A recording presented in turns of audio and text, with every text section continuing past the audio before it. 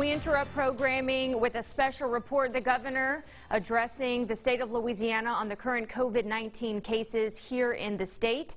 As of now, the number of confirmed cases has topped 4,000. Here's Governor John Bel Edwards with the latest. Dr. Alex Biu here to answer specific questions related to health care testing, that sort of thing. I want to start out by thanking the medical professionals of all types who are working all across Louisiana heroically every single day. And I know that today President Trump declared it National Doctors Day, and I want to join him in saluting our doctors and thanking them. They are absolutely on the front lines today and every day. We would not be able to come close to managing this emergency without our frontline physicians, and so I think it's entirely appropriate that we have National Doctors Day today. We still have the same imperatives that we've been working on the last few weeks, and that is we have to continue to flatten the curve, slow the spread of this disease, so that more people than necessary don't seek medical care all at the same time. And with the time that we have available to us, we have to continue to surge our medical capacity. So the same two imperatives we've been working with all along remain the imperatives of today. Earlier today, I participated in a video conference call with the President, the Vice President, and the coronavirus task force that has been assembled at the White House. And prior to that call, I actually had a separate call from the Vice President. First of all, I want to say that we're thankful that the President granted our request for Title 32 status for the National Guard. That will stand up for a 30-day period. It unlocks protections and benefits for National Guardsmen and airmen. This is something we have used previously in disasters response, including Hurricanes Katrina, Ike, Gustav, and then again in the BP oil spill. Last week, the President, as you will recall, granted us a 60-person medical strike team that was going to come from the U.S. Public Health Service. We found out early yesterday morning that team has been diverted but has been replaced with a medical unit of U.S. Navy sailors that will be coming out of Jacksonville, Florida. We think that that'll be between 180 and 200 person strong unit. And they're going to augment our staffing at the Morial Convention Center in New Orleans. And that center is going to have 1,000 beds operational by this coming Sunday. And there will be a personnel housing unit across the street from the convention center with another 250 beds, and that will be for persons under investigation. So inside the convention center will be for COVID positive patients. Persons under investigation will be across the street in the personnel housing unit. But that detachment from the Navy will staff principally at the PUIs at the personnel holding unit, but could augment our staffing that we're going to have in the convention center that we're going to fill primarily with a staffing contract that we've executed for doctors and nurses and other healthcare providers. Because we have Navy active duty Title 10 Navy personnel coming to Louisiana, and they'll be working for us, we believe it is the first time in state's history that I have signed a letter creating a dual status commander who will command both guardsmen and these Navy sailors when they arrive in New Orleans. And I'm proud to announce that General Lee Hopkins of the Louisiana National Guard will serve as our dual status commander. Ventilators continue to be the most pressing need in the short term as it comes to surging our medical care capacity. Unfortunately, I don't have much progress to report in terms of having received new ventilators over the weekend. However, on my call with the President today in that video teleconference, he acknowledged our need for ventilators and made a commitment that they will send ventilators to Louisiana. I don't have a precise number to give you or a timeline, but I do believe he was referring to an allocation that we can expect to receive from the strategic national stockpile. And we have been sharing information with the White House and with FEMA about the timeline that we're on to exceed our capacity as it relates to ventilators. So obviously, whatever assistance we get from them, we hope to get it very soon. And I'll talk more about ventilators in just a moment as it relates to our capacity. We're obviously continuing to look for ventilators through the manufacturers and vendors as well. All total, we have ordered 14,000 or so ventilators, including 5,000 from the Strategic National Stockpile. The number, however, that we've received continues to be 191. We do think that at some point this week, hopefully today, we will have another shipment, but that would only be 100 or so ventilators. We'll update you on those as they come in. I can tell you that over the last 72 hours, the flow of personal protective equipment, PPE, has improved. We know that this is going to play out over an extended period of time, so one of the points that I made and other governors made today with the President and Vice President was the need to keep this PPE coming actually in greater numbers, because we're really doing just-in-time deliveries right now.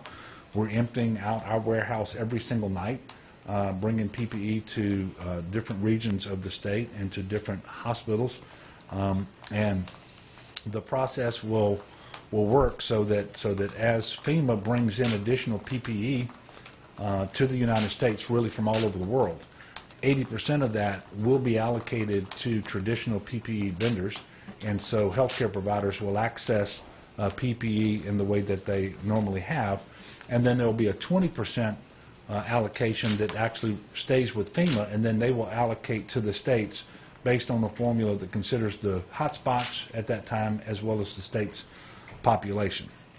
So we do look, and they're calling this an air bridge, and because they're flying in this PPE from all around the world. I think the first flights on this air bridge started arriving today, and so this is going to play out over some period of time, but it is our expectation that over the next several days or week or so that PPE supplies will be coming in a little bit more robustly, and both in terms of the timeliness of receiving them, frequency I should say, and the amounts. On the video conference call this morning, I also thank the President for extending the federal mitigation efforts through April the 30th, which was announced yesterday at the White House. This is obviously very helpful for states like ours because it sends a clear message that we are nowhere near over the hump, that we still have an awful lot of work to do to try to flatten the curve, and I think it creates a realistic expectation in the public about the time horizon that we are on, and so forth. As you all know, my current proclamation goes through April the 13th. By the end of this week, I will be issuing an additional proclamation to get mine in line with what the President announced yesterday, and we will see whether any modifications to the existing shelter, or I should say stay-at-home order, is warranted based on any revisions that we get in terms of guidance from the CDC or from the Cyber Security and Infrastructure Security Agency, which is part of DHS, as it relates to essential businesses and essential workers and so forth. But we'll also be talking to our Office of Public Health here in Louisiana as we fashion the next proclamation. I also thank the Vice President because he called me this morning to see what Louisiana needs and specifically discuss our efforts to surge medical capacity, principally right now in Region 1, but understanding that later it's going to be other regions of the state as well, and we talked about beds and staff and ventilators and so forth. And he also extended his personal condolences on the passing of April Nunn this weekend, who was a very important part of my office. It was the Governor's Office of Disability Affairs, and so I wanted to thank him for doing that. You know, in addition to April, we now have had 3 other state employees who have passed away because of COVID-19. They worked in the Department of Transportation. One of them did, another at DCFS, and another at the Department of Corrections.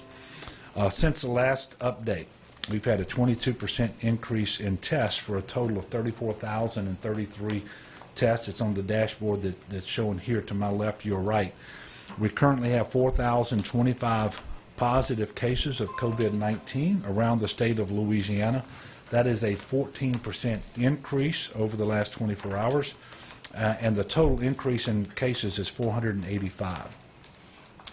Very sadly, tragically, we have 185 deaths now. That's an increase of 34 over the last 24 hours. We have expanded information available to the public about the cases of COVID-19 on the Louisiana Department of Health's website. In addition to seeing the parish breakdown of positive cases and deaths, you can now, I think, access additional information on that website as well. We do know at the start of this briefing that 59 of our 64 parishes now have confirmed positive test results for COVID-19. While there is a slight positive trend in our numbers, we still see that according to our modeling, and this modeling gets refined every day with new entry of data, you know, we're able to watch what's happening, but under any feasible scenario, we are going to exceed our medical capacity here in the state of Louisiana and in Region 1 first. Region 1 is down in the New Orleans, Jefferson Parish area. We believe, based on the most recent numbers that came in today, that we bought a couple of 3 days in Region 1 as it relates to ventilator capacity, which we should exceed now around April the 5th, and bed capacity, which we will exceed by April the 12th in that region. And this change is not just because the numbers of cases and the percentage of people being hospitalized and the length of stay on average, you know, is changing a little bit as we get more information, and then the percentage of those hospitalized who need an acute care bed or an ICU bed or ventilator and how long they need the ventilators. But also on the other side of this, we are working very hard to increase our capacity of ventilators, and so that also is going to feed into our modeling to see when we actually eclipse what our capacity is going to be. And we're not just looking at this point for the traditional ventilators that you would see in an ICU, although those happen to be the best, but we're looking for other ventilators that you typically wouldn't see there. Perhaps one that you would see being used with anesthesia in a surgical center, or you might see some used by in ambulance with EMT personnel and so forth. And we're inventorying all of those and working very hard to make those available in our hospitals as well, because while they're not ideal, they are certainly better than having no ventilator capacity at all. We certainly need people to honor the stay-at-home order that is in place across the state of Louisiana, and we need to continue to practice social distancing. And I will go ahead and say it, we need to have better compliance around the state of Louisiana than we've had, based on the information that I've gotten, some of which is sort of anecdotal, and others is we're a little clearer on. There are certain regions of the state where there's a higher percentage of people who are complying. And that's where the numbers seem to be the highest, because those communities, I think, understand firsthand how serious this emergency is, how deadly this emergency is. And I want to thank all the people across Louisiana who are complying, but I am urging people to do better all across the state. Again, it's in 59 of our 64 parishes. If there's anybody in the state of Louisiana who thinks that this virus, that this disease is not in their region of the state, not in their parish of the state, not in their community, I'm just telling you, you're wrong. It may not have been detected yet, but it's out there. And we need everybody's help in slowing that spread. It's the nicest thing you can do for your family. It is the nicest thing you can do for your neighbors, and it is surely the nicest thing you can do for anybody in your community who might have one of these vulnerabilities we've been talking about because of their advanced age or because of a chronic health condition. So we're asking everybody to do better, but let's be good neighbors and understand that we can show our love now by staying away. We can show our love by staying away from people. And In closing, I'm going to ask that everyone continue to join me in praying for those who are ill, those who've lost loved ones, for our frontline leaders, our first responders, all of our medical professionals, doctors, nurses, and the respiratory therapists, I mean, all of them. I will tell you that tomorrow and until this emergency is over, on Tuesdays, we're going to have a lunch period that I'm asking all Louisianans who are like-minded to join me in, and it's going to be a period of fasting and prayer over lunch on Tuesdays, and so I would ask people to join me on that. So with that, I'm going to ask Secretary Marquita Walters to come up and talk about the SNAP program, and then I'll come back to take your questions. And of course, if you have questions about the SNAP program, I'd ask you to go ahead and ask those to the Secretary while she's up here, and then when you're finished with that, we'll come back, and Dr. B, and I will take your questions about this public health emergency. Thank you, Governor. We want the people of Louisiana to have food during this time, and so we are announcing today that those SNAP recipients that are not at the maximum that they are allowed will be put to the maximum. This will automatically be loaded on their cards. They don't have to do anything to receive this. Only about 47% of the Louisiana households are receiving their maximum benefit. So this is really helping 63% of our families get to the maximum level.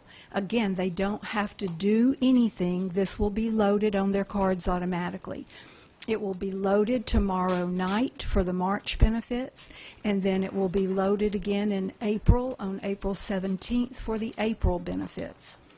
We have also, during this time, temporarily waived the redeterminations that people, every 6 months you have to be redetermined to get your SNAP benefits. That has been waived for right now. You don't have to do anything. Your benefits will automatically come to you in March and April just the way they always have. You do not have to call or email or text or worry about that. If you are a current SNAP recipient, that will automatically be loaded, and that time frame will be waived. We're not doing interviews right now either, so you don't have to worry about doing an interview for SNAP recipients. We have tried to eliminate every deadline that we possibly could to make this process easier. We have also suspended the work requirements. You know, there is some population that receive benefits that have to work a certain amount of time in order to be eligible for those benefits. That has also been waived. So that's not true for that population that many of you know as the able-bodied adults without dependents. The ABOD population does not have to honor a work requirement right now. The call center right now is at limited capacity. We are having about 3.5 times the normal amount of SNAP applications as we do, normally do. So the very best way to get information is go to the website, dcfs.la.gov/getsnap. That is the easiest and best way to go. Or you can text Get SNAP to 898-211. So either of those ways will get you into the application or the application process. If you are already a SNAP recipient, you know how to sign on to the CAFE portal, and you can just do that, and that will give you all the information. So there's a long call wait time right now at the call center, so it will be easier for you just to go straight through those electronic measures to get that information. So with that, other questions? I'm sorry, Secretary. Mm-hmm. What percentage will we'll see an increase? 63% will get an increase because only about 47% of our current recipients get that maximum number, Greg. Thank you. Sure. Anything else? Okay, thank you. I get dismissed. That's great. Thank you, sir. Thank you, Marquita. And so I'll take your questions now. Greg? Governor, have you heard an update from your Department of Education on what will happen if school is extended and whether or not these students will be passed along or not? No, I haven't. I know that Betsy, the interim superintendent, is working on this. As I mentioned earlier, I will, by the end of the week, extend the current order for shelter at home and school closure and so forth, at least through April the 30th. That only leaves the month of May, and I'm not sure what the situation will be, what the facts will be when we need to make a decision about extending, but that would leave less than a month in the current academic year. And so I gave Betsy a heads up this morning that she should start planning accordingly, and I would expect that in the very near future there will be information forthcoming from the department. But she is working with our state, the school superintendents from around the state of Louisiana as it relates to graduation, promotion to the next grade, all of those sorts of things. And I really don't want to get in front of her now. But obviously they're going to make the smartest, most strategic decisions that they can for the maximum benefit of our young people. Yes, sir. Governor, a couple states have the governors have started using clemency power, and they've started releasing inmates from jails, especially those at risk. What have you done regarding letting prisoners out of jail, letting inmates out of jail to alleviate this crisis? And do you plan on using clemency powers or regulatory powers to do that in the future? Yeah, well, we have folks who in process because they're pretrial detainees, and I can tell you that the sheriffs have been working with the DAs and with the courts to make sure that that the number of people that they're holding as pretrial detainees around the state of Louisiana is as low as it can be, consistent with public safety imperatives, and they're doing that, and I think in a very smart way. We also have probation and parole working so that they're not revoking individuals and bringing them back into custody if it's a technical matter, and if the revocation would spring from a nonviolent offense, for example, and the matter for which they were on probation initially was also a nonviolent offense. So we're minimizing the number of people we're bringing back into the system. I will work with Secretary LeBlanc at the Department of Corrections on any recommendations that he has for me. I know that he's taking a look at individuals who are in prison for nonviolent offenses, for example, who are nearing the completion of their sentence, and trying to see what additional flexibility he might want or what actions he might want me to take in order to allow those individuals out. But I don't have anything beyond that right now to tell you. Yes, ma'am. This might be a question for Dr. Bu. The locations for drive-through testing, there seems to be a lessened demand at some of those. Initially, they were running out of tests within 2 or 3 hours of opening, and now the 2 New Orleans sites, for example, are merging into one site. So I'm wondering, what does that indicate? Does that mean that testing has gotten to the people who need it most? Does that mean we should be looking at a change in who we're testing and how we're testing? Dr. B is going to come up and address testing overall. I can tell you that every state in the United States, including Louisiana, we want more testing, not less. We need to have a better idea of the percentage of our people who have COVID-19 and where they are across the state of Louisiana. That, excuse me, that requires more testing, not less. It is true that in New Orleans they've decided to consolidate the testing that was taking place at Armstrong Park and UNO. It's all going to be out at UNO starting tomorrow, but they will still administer the same number of tests. And so they were doing 250 at each of 2 sites. Tomorrow they will do 500 at the one site, and so that continues to go, and along with the other drive-through testing site that we have in Jefferson Parish. And these were, I believe, the first 3 sites set up in partnership with the federal government anywhere in the country. And they're They're going to continue to run. We were doing 750 tests a day between the 3 sites, or I should say among the 3 sites. Between the 2 sites now, we're still going to do 750 tests, and they are open for symptomatic individuals. And it remains the case that asymptomatic people should not seek or be given a test, because the test is not designed for an accurate result for an individual who's not yet symptomatic.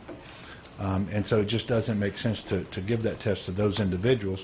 But for symptomatic individuals, regardless of their age or whether they're a healthcare worker or a first responder or have an underlying chronic health condition or so forth, they will be tested if they are symptomatic, and they're going to be asked about that when they show up for the testing. But doctor, if you would just come give us an update overall on testing. Sure. So yeah, as pertains to those particular sites in New Orleans, my understanding is the city was looking at traffic patterns between those 2 sites, maybe a little bit more traffic going to the UNO site, and when they saw lower traffic at the other site, it made sense. You know, everything that we're doing in this fight, we need to consolidate and use our staff wisely. And so I think that's how they made that decision to move over to UNO. You know, as far as the total volume, I'd say it also speaks to hopefully greater access beyond these sites for people in the greater New Orleans area to testing. So as the governor mentioned, you know, we were one of the first sites in the nation that had this FEMA support. In the meantime, we've been working with private labs and our hospital partners throughout the state to increase their capacity to test locally. So our hope is that we are certainly, as you saw from today's numbers, still seeing high levels of testing. We want to see more. We're hoping that it's taken the pressure off those single consolidated testing sites. And so more globally, what I'll say about testing is we definitely do want to see it more so in other parts of the state. You know, as you've heard the governor say, 100% for the last couple of weeks. Even if you don't have a case in your neighborhood, there probably is COVID across the state. We know that there's COVID across the state. So we are looking now at all of those areas where we're not seeing high volumes of testing, and then trying to look at non-traditional partners or existing partners that we could be working with to get testing into those communities. It's going to be easiest if we're not asking people to travel large distances. And so that's a big focus that we have now. To facilitate that, we've actually just updated our own public-facing dashboard. So for those of you that didn't see that, now if you go to the parish-level information tab, you'll see the total tests that have been performed on folks in that parish. And so it'll be pretty apparent to you when you scroll to the bottom of that list where we need to push more tests into the regions, and that's what we're working on currently. We talked last week kind of the time length of getting test results back. I know you said private labs, commercial labs, that's 6 days. LDH state labs around 24, 36 hours. Are y'all still seeing kind of the same return time? Yeah, it's a moving target. We've seen that some of the commercial labs have been able to increase their pace. We're also bringing new capabilities into the state as early as tomorrow, the state lab tomorrow. We have to validate this new machine that we're getting, but once we do that, we think the throughput and turnaround are going to increase dramatically in the state lab. And again, that's for individuals who are in hospitals, healthcare workers, folks in nursing homes, people who we want a quick answer for because we got to either make a decision about their care or get them back out to the front lines. And I'll note, we've seen in the last week and really over the weekend news about even faster testing modalities. So we are actively talking to the FDA, trying to learn as much as we can about those tests and how quickly those could be deployed around the state as well. What would that new pace, you said that could be quicker for states, as what is that new pace looking like? For the state lab tomorrow, you said. So my understanding is that the testing machine would be anywhere from 2 to 4 times the volume that we currently have. So, you know, you have to consider we still have steps before that, but we're hoping that that really brings us down to really getting our goal, which is a 24-hour or less turnaround time. We've got some pace to make up there, but that's our goal. Not sure if this is for you or for the governor, but we saw sort of a flattening in the number of hospitalizations and patients on ventilators from yesterday to today. Do we know if that's noise? Is there any explanation for that? And also, is the state or hospitals started developing like triage plans for how, if we get to a situation where we start overwhelming our healthcare capacity, who gets care and who doesn't? And if so, could you speak to that a little bit? So there's a lot going on right now, and we're looking at data every day, and so it's hard to say what is something that's noise or not. You know, yesterday we talked about, and today, the total volume of test results that we got versus the number of cases that came up. I think we would all feel, we feel happier when we see we've got large number of test results that are coming back, and we've got a proportionally smaller number of cases. That gives us a sense that we are reaching out adequately. So from a testing standpoint, we're seeing these things move up and down, and we're trying to make sure that we don't overcorrect, overreact day on day, but when we start to see these trends layer out, that's a good sign. Same for hospitalizations. Hospitalizations are less likely to be affected by how long it's taking a commercial lab to get test back results to us, and more steady on, did this person need to be admitted or not. So certainly knowing that we're watching hospital capacity, we are hopeful that that smaller number coming in proportionally is a good sign. Same for ventilators. It's what we need to have happen, just because, again, we do not have the capacity right now to expand ventilators without those shipments coming in. Whether that is a trend that is going to continue is both a question that we have open, and again, back to the governor's main point, is still incumbent on all of us to make that a reality by continuing to stay at home, by continuing to do the measures we can to make sure that we're not fueling the spread of COVID. So we're watching the data closely. We're putting that into our models, but we need to also knock it out ahead of a change day to day. What about the triage plans? Have you guys started developing those? Yeah, so certainly. So again, individual hospitals are already doing a lot of this. I know I saw images of some of the LCMC hospitals putting triage out front of their emergency departments so that they are actively making sure that they're managing the patient populations that come in. A lot of that front-end triage of their emergency departments, our hospitals are leaning into. They're also managing patients across their systems, and our focus has been on the medical monitoring and how we can help decompress those hospitals. Since they have good systems for that triage up front, we want to be able to get patients that are ready to be at a lower level of care out of those hospital beds as quickly as possible, because they can then prioritize getting people who need to be in those beds back in as quickly as possible. In the back, and then one more. I have a question for the governor, then Dr. Beal. Governor, what pressure have you put on the mayor-president of East Baton Rouge, the sheriff, the Central PD to kind of limit the large gathering that's happening every weekend at Life Tabernacle? Have you put any pressure on them? I know that they had enforcement at NOPD where they broke up the second line. What have you done to Life Tabernacle? Yeah, well, as I mentioned, we have tens of thousands of businesses. We have 4,500 or so churches across the state and about 4.7 million people. The first message to everybody out there, and this applies to citizens, but it applies doubly to leaders, whether they're an elected leader, a community leader, a business leader, a faith leader, is to comply with the stay-at-home order that we've had, the crowd limitation that's in the executive order, and so forth. I have not put pressure on any officials to enforce that in any particular situation, whether it's in Baton Rouge or elsewhere. But I do implore those folks to comply. Obviously, this virus spreads very easily and very quickly, and much more easily, for example, than the flu. We know for all the reasons we've been talking about how essential it is that we slow the spread, and that we do that by minimizing social contact. And so we're asking everyone, including our faith leaders and Pastor Spell, to discontinue those services and do what the overwhelming majority of faith leaders have done, and that is to transition to other ways to carry out their ministry. They're doing it online. They're doing it in much smaller settings and so forth. And so we encourage him to do that as well. And it's one of those things where we just need more compliance, and we're asking people to do what is, I believe, their obligation as a citizen. But as I mentioned, leaders have an even bigger obligation to comply. Yes, sir, Leo. You want everybody to stay at home, which is understandable.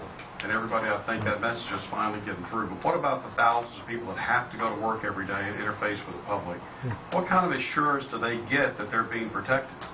Well, first of all, the way they conduct themselves when they're out and about is the only thing that should give them any peace of mind on that. And so, as you mentioned, we're asking the vast majority of people to stay at home pursuant to the stay-at-home order. But we did identify essential infrastructure and essential workers that need to be able to go to work. because people need to be fed, and so you've got to be able to go to a grocery store and get groceries, or make groceries, as some people would say. You've got to be able to go to a restaurant. You've got to be able to go get your money from the bank and get your car fixed and get gas and so forth. And so we know there are going to be people who need to be out there working, but they should still practice social distancing. I haven't been to a store, but I'm told that in many places they are enforcing the 6 feet limit, so that in the queues to check out that you're being told and shown with markers on the floor where you need to be relative to the next person in line to keep that distance. So those are the sorts of things people should do. And if you're, just because you have to get out and go to work every day doesn't mean you should stop at every establishment on the way home as you normally would. And I'm encouraging people to limit their contact. So just because you can go to the store doesn't mean you should go every day. And it doesn't mean everybody in your household ought to be going when you do go. Limit those trips.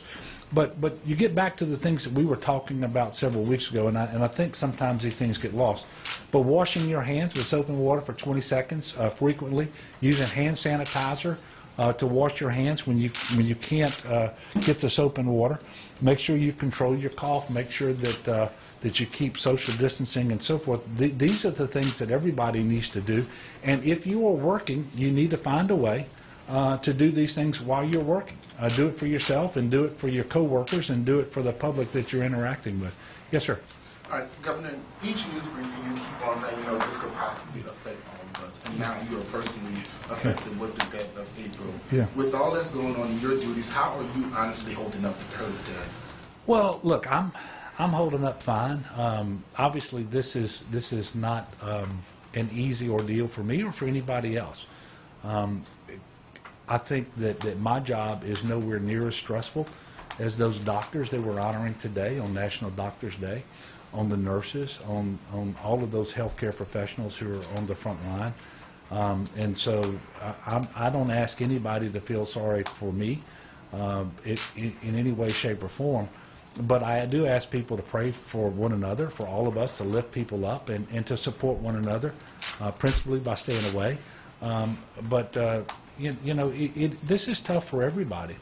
And what makes this, just from an emergency management perspective, and I think I've shared this with you all before, what makes this so unlike other things that we faced in Louisiana with respect to natural disasters, for example, is typically when those happen, Louisiana and maybe one or two other states will be impacted, and so then you have all of your sister states who are eager to do anything they can to help you, and they send you resources, people, and trucks, and helicopters, and all sorts of stuff. And then you have a federal government that can really intensely focus on Louisiana too and its needs. And in this case, that doesn't exist because every state is simultaneously engaged in the same fight. Now, some of them are a little bit behind us, and a couple of them are a little bit ahead of us. We remain number 3 in the state in the country, the number 3 state in the country for per capita cases, number 2 with respect to deaths per capita. But everybody's looking for ventilators. Everybody's looking for PPE. Everybody's looking for medical staffing. Everybody's looking for beds. And so that's what makes this particularly hard. And the frustrating part is just knowing what you need, and the needs have been the same for a long time, and then it's just really hard to make the kind of progress that you know you need to make in the time within which you think you have to do it.